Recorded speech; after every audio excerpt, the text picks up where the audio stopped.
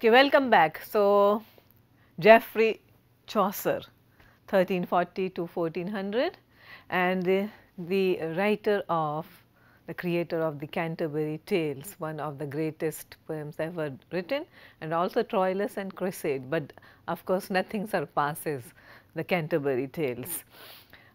These are the most widely known of Chaucer's poems, who also wrote 40 ambitious dream allegories, two of which were left unfinished.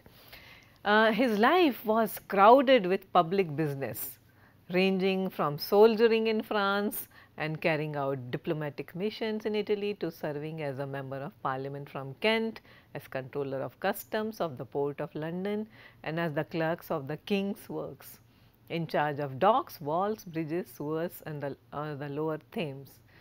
The England where Chaucer played his many roles was in transition, remember, between Middle Ages and the modern world. The feudal system still existed, but it was becoming increasingly easy for those from the lower orders to run away from the estates where they belonged and find employment in the cities or with the sellers market in labor.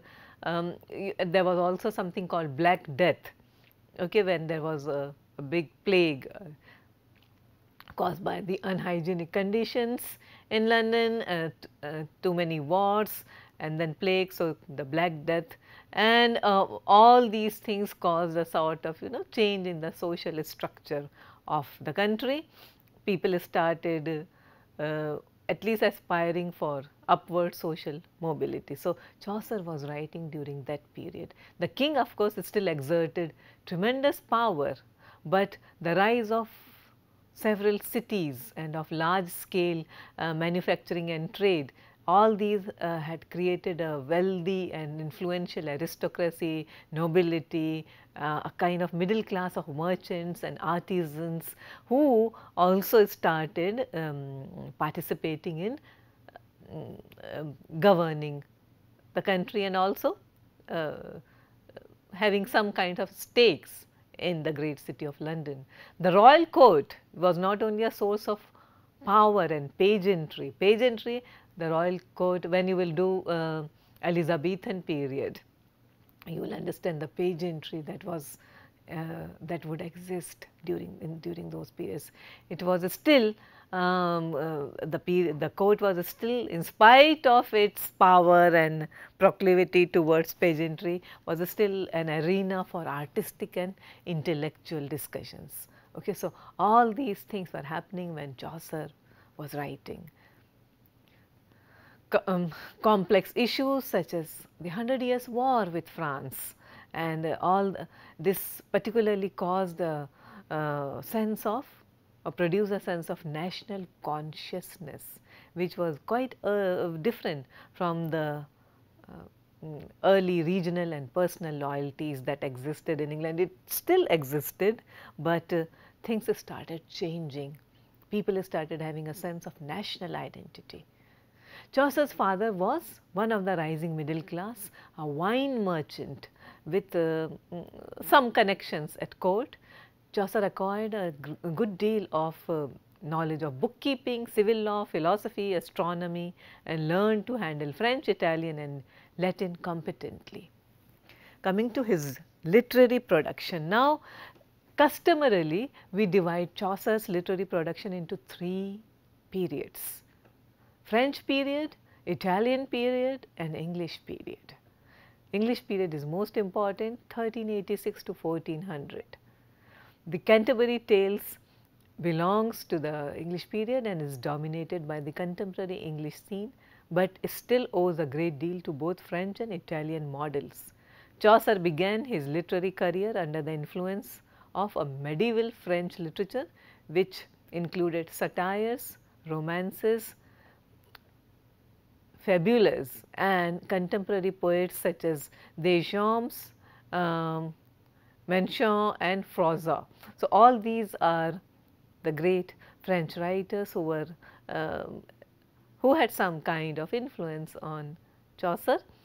Under French influence, he started his translation of Roma de la Rose, that is Romance of the Rose, and more important, produced his first ambitious original poem, The Book of the Duchess in 1369, which is an elegy on the death of Blanche, the wife of Chaucer's patron John of Gaunt. Remember these names. Blanche, it's an elegy on the Blanche, the wife of Chaucer's patron John of Gaunt. It's written in the form of manner of the then contemporary French poets. The work is also distinct for the use of the setting to intensify the dream-like mood of the poem, the sense of immediacy in the portrait of the grieving knight that could be the patron, and the flashes of psychological insight. So, very often in competitive exams you may be given a passage and then you may be asked that what is the literary theory, or what example of literary theory or criticism can you find. So, you have to be sensitive to those also. Keep revising your archetypes, your psychoanalytic theory, your structuralism, your post-structuralism. Okay. So, all these may find their way into these exams. The poems of Chaucer's Italian period show progress in his mastery of rhetoric, technique, style and metre.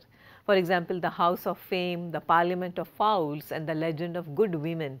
These are dream allegories containing many of the old familiar features of French literary type, but Chaucer breaks with the conventional pattern by his broader range of ideas, subtlety of characterizations and humorous detachment, which is the Italian influence.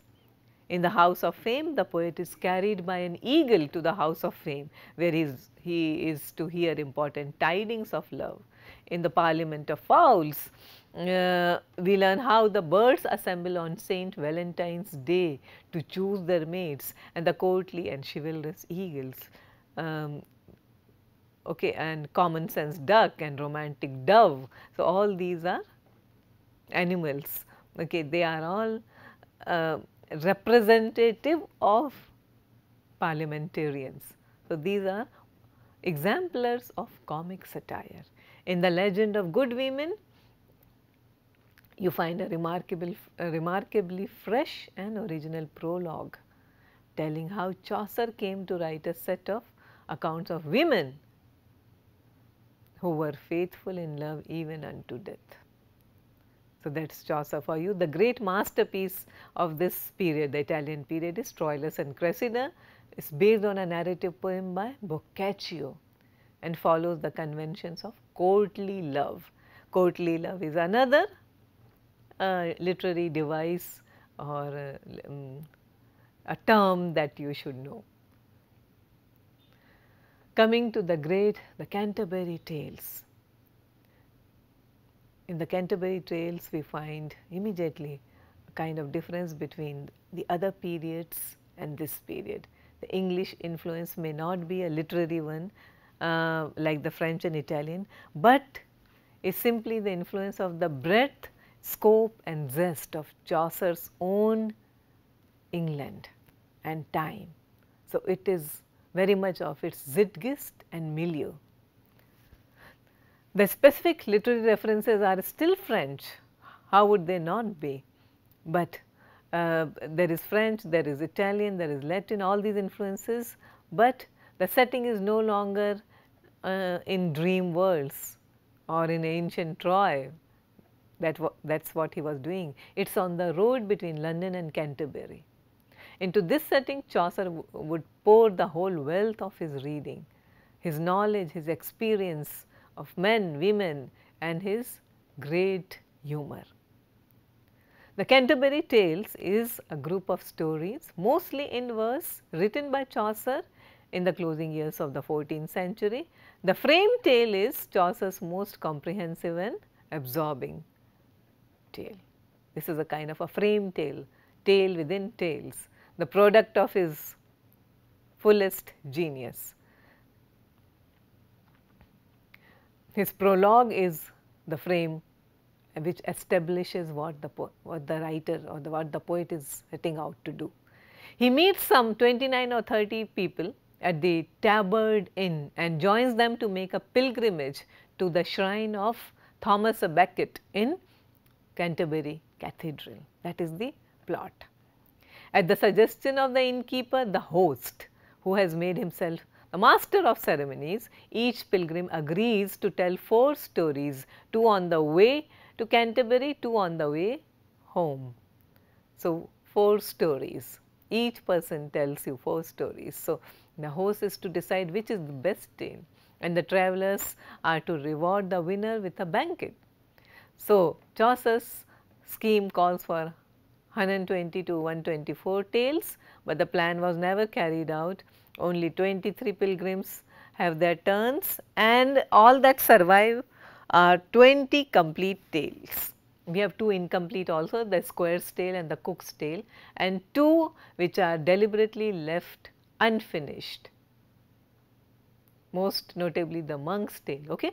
So, when the narrators are silenced by the group. In the general prologue, Chaucer describes each pilgrim, later adding further details and characterization as the frame tale develops. So, it is a brilliant study of characterization, how early literature started developing characters. From the beginning, Chaucer's originality is apparent. A few graphic details and a pilgrim is right in front of you. You can actually picturize mentally picture the person, the irritable, belligerent miller who can butt down a door, who has a wart on his nose from which grows a tuft of red hairs, and the cook who suffers from an inflamed ulcer. Even when following earlier writers, Chaucer was an innovator. He introduced Italian literature to England. He was the first to use many of the meters and stanza forms which have become standard in English poetry. He was the first English poet to deal extensively with the contemporary scene. You should also know that he was buried in the Poets' Corner of the Westminster Abbey. Just now I was talking about courtly love. Here is an example of courtly love. Look at the slide here. There is a beautiful video here of courtly love. Now, coming back to Chaucer, remember that it comprises particularly the Canterbury Tales, which is something that is repeatedly asked in competitive exams for literature. So, you can look at the major tales. Okay, go to the net, look at the major tales in the Canterbury Tales, and then take a look and what they stand for, what is the theme, who are the characters, who is the speaker, and get a hang of it. Next is next important work of this time is Sir Gawain and the Green Knight. Again a medieval romance, anonymously written. It is a part of the medieval romance tradition, which means it focuses on the journey or quest of a single knight, Sir Gawain, and what he learns about himself and his culture in the process of pursuing a great adventure. He meets a mysterious Green Knight and accepts the challenges of that Green Knight. Sir Gawain was written in northwestern England in the late 14th century. It is very, it's typical of its age, very medieval. Sir Gawain was written in English, but not the kind of English that would be recognizable to modern readers, but still you have to understand it is written in a dialect of Middle English. It is called Northwest Midland. Middle English was not as much standardized as English has become today. It has a lot of loan words from Welsh. Sometimes you may be asked to identify that kind of those lines from the Old English. You will have to understand some of the loan words, very common loan words that can appear occur in these kinds of um, poems. Okay, so when you look at Beowulf, when you look at Sir Gawain, okay, there would be even in Chaucer. I mean, Chaucer is usually credited with he is for ushering in the era of standard English. Okay, so that's the beginning sort of. So you have to look at all this and see, but and should be able to identify some common words. Okay, this is a question that may appear. You don't have to be a reader or a master of the Old English, but it helps if you know some of the words, because you never know, examiners may set a question where the original passage in original Old English may appear before you, and they may ask you to interpret the meaning. It's a very simple looking sentence. It's in English, you know the alphabets, but you don't understand how it is spelled. You should be able to understand at least or know at least some of the words, very common, frequently occurring words. Know the conjunctions, know the prepositions, know the articles, how they were written then. Sir Gawain has also words from Anglo-Saxon. The language is spoken in England before it started getting influenced by the French language. And here is a slide that I would like you to look at, a video, Sir Gawain and the Green Knight. I am insisting on videos because that way you will be entertained. Of course, it will give you an additional resource of understanding literature. You will also understand the way words were pronounced during those days. The BBC documentary.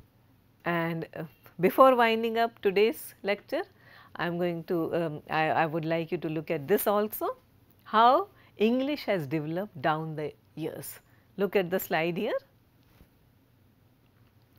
What we did in today's class was just a little bit of warm up, a kind of introduction to to some major writers and their works, some literary devices.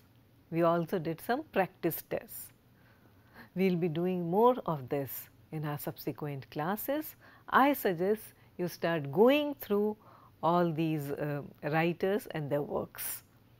This could be very, very intense and exhaustive, and it is definitely time consuming. So therefore, if you are serious about taking such exams, you have to start early. Thank you very much. We will meet again for our next class.